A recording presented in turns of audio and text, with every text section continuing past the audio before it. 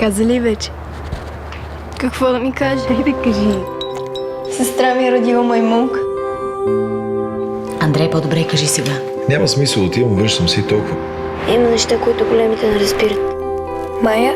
Какво правиш, бе? Как така? Майче, много си разсеяна. Да не мислиш за момчета. Всичко наред ли? Как си? Добре съм. Добре си. Най-добре да им казвате истината. Върху учебната дъска се пишат само неща, свързани с конкретния урок. Нищо не сме писали.